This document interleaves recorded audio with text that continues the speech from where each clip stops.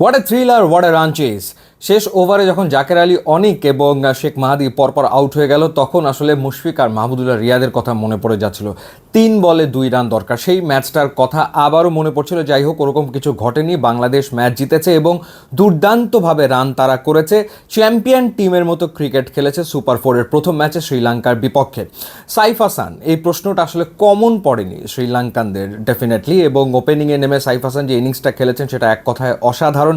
আফগানিস্তানের বিপক্ষে সাইফ হাসান 28 বলে 30 রানের একটা ইনিংস খেলেছিলেন, 2টো 4 মেরেছিলেন, একটা 6 মেরেছিলেন, কিন্তু তিনি কিছুটা শেকি ছিলেন, কিছুটা নার্ভাস ছিলেন এবং মনে হচ্ছিল যে সাইফ হাসানকে আসলে আফগানিস্তানের বিপক্ষে ব্যাটিংয়ে পাঠানো হয়েছে পিন হিটার হিসেবে ফ্রি লাইসেন্স দিয়ে। কিন্তু আজকে প্রপার ওপেনারের মতো সাইফ হাসান ব্যাটিং করেছেন। 45 বলে 61 রানের ইনিংস খেলেছেন, যেখানে 2টো 4 এবং 4টা ছক্কা তিনি হাঁকিয়েছেন। আফগানিস্তানের বিপক্ষেও পাওয়ার প্লেতে বাংলাদেশ 59 রান তুলেছিল, যেখানে সাইফ হাসানের একটা বড় ভূমিকা ছিল। এবং এদিনও আসলে শ্রীলঙ্কার বিপক্ষে বাংলাদেশ পাওয়ার প্লেতে 59 রান তুলেছে, এবং অবশ্যই সেটা সাইফ হাসানের অবদানের কারণেই। কারণ প্রথম ওভারে যথারীতি বলছি, কারণ আগের দিনেও শ্রীলঙ্কার বিপক্ষে প্রথম ওভারে আউট হয়ে গিয়েছিলেন তানজিদ হাসান তামিম। এদিনও তাই হয়েছে, তুষারার বলে তিনি 0 রানে ফিরে গেছেন।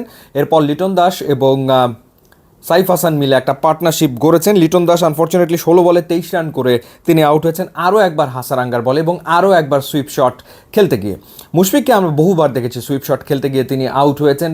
সুইপ শট তার স্কোরিং শট ছিল, এবং লিটনের ক্ষেত্রে ইদানিং আমরা দেখছি যে প্রচুর সুইপ শট তিনি খেলতে যাচ্ছেন এবং আউটও তিনি কিন্তু আসলে হচ্ছেন। এরপর তাওহিদ হৃদয়ের যে ইনিংসটা, সেটা এক কথায় অসাধারণ ইনিংস। তাকে নিয়ে অনেক রকমের ডাউট ছিল। তার লাস্ট যে ইনিংসগুলো ছিল 30+ বা 20+, সেই ইনিংসগুলো T20 সুলভ আসলে হচ্ছিল না। এদিন তিনি যে ইনিংসটা খেলেছেন, এটা একটা perfect classical T20 innings. Saif হাসানের সাথে যখন তিনি জুটি বাঁধেন, তখন প্রথম 12-13 বলে তিনি শুধু সিঙ্গেল নিয়ে স্ট্রাইক রোটেট করে গেছেন, এবং ওই সময় সাইফ হাসান যেহেতু তিনি হিট করছিলেন, মারছিলেন, সুতরাং তাওহিদ হৃদয় চেষ্টা করে গেছেন যতটা সম্ভব আসলে স্ট্রাইক দেওয়া যায় সাইফ হাসানকে। এরপরে তিনি এক্সিলারেট করেছেন, স্পিড আপ করেছেন, এবং তিনিও 37 বলে 58 রানের দুর্দান্ত একটা ইনিংস খেলেছেন, যেখানে তিনি 4টা 4 এবং 2টো ছক্কা মেরেছেন। 156.75 স্ট্রাইক রেটে ব্যাট করেছেন। সো মূলত এই দুটো ইনিংসেই রান তারাটা মোটামুটি এত সহজ হয়ে গেছে, একেবারে বলা যায় যে শুরু থেকে শেষ পর্যন্ত কখনোই আসলে বাংলাদেশ আস্কিং রান রেটটাকে উপরে উঠতে দেয়নি। 169 রান তারা করা শ্রীলঙ্কার এগেনস্টে, সেটা ডেফিনেটলি চারটিখানি কথা না, যেহেতু তাদের দুজন দুর্দান্ত ফাস্ট বোলার রয়েছে, চামিরা এবং নুয়ান তুষারা। এবং আমরা আগের ম্যাচেই দেখেছি যে নুয়ান তুষার আফগানিস্তানের এগেনস্টে কীরকম বল করেছেন, 4টা উইকেট নিয়েছেন 18 রান খরচায়। এরপর ছিলেন হাসারাঙ্গা। সবচেয়ে ইম্পর্টেন্ট হচ্ছে হাসারাঙ্গাকে দারুণভাবে মোকাবেলা করেছে বাংলাদেশের ব্যাটার। 2টো উইকেট হাসারাঙ্গা নিয়েছেন, এর ভিতর সাইফ হাসান আসলে একেবারে শেষ বলে উইকেটটা দিয়েছেন। ওই উইকেটটা তিনি হাসারাঙ্গাকে না দিলেই পারতেন।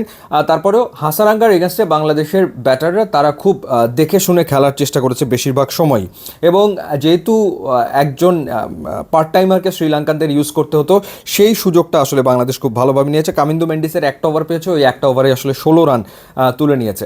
এর আগে যদি বোলিংয়ের কথা বলি, তাহলে ডেফিনেটলি মুস্তাফিজের কথা বলতে হবে। ম্যাজিক্যাল মুস্তাফিজ 4 ওভার বল করে 20 রানে 3 উইকেট, আফগানিস্তানের সাথে 3 উইকেট, এই ম্যাচেও 3 উইকেট। এবং শেখ মাহাদির ইনক্লুশনটাও ডেফিনেটলি খুবই ভালো ছিল। তিনি যে 2টো উইকেট নিয়েছেন সেটাও দারুণ ছিল।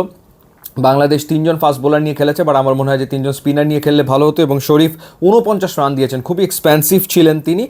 তাসকিনও কিছুটা এক্সপেন্সিভ ছিলেন। নাসুম আহমেদ আগের দিন ভালো বল করলে এদিন 4 ওভারে 36 রানের কোনো উইকেট নিতে পারেননি। সব মিলিয়ে বাংলাদেশ এক্স্যাক্ট 5জন বোলারই আসলে ইউজ করেছে। যাই হোক, শ্রীলঙ্কার বিপক্ষে দুর্দান্ত জয়, এবং সাইফ হাসান, তাওহিদ হৃদয় অসাধারণ ইনিংস খেলেছেন। প্রবাবলি রিসেন্ট সময় যতগুলো ম্যাচ দেখেছি বাংলাদেশের, this is the best match. এত দুর্দান্ত রান তারা ক্লিনিক্যালভাবে রান তারা করেছে, অ্যাকর্ডিং টু প্ল্যান তারা আসলে খেলেছে, এবং সবচেয়ে ইম্পর্টেন্ট ব্যাপার, ফাইনালের পথে কিন্তু এক পা বাড়ালো বাংলাদেশ দল। ইউটিউব এবং ইনস্টাগ্রাম লিঙ্ক দেওয়া আছে, আপনারা যোগ দিলে খুবই খুশি হবে। And thanks for watching.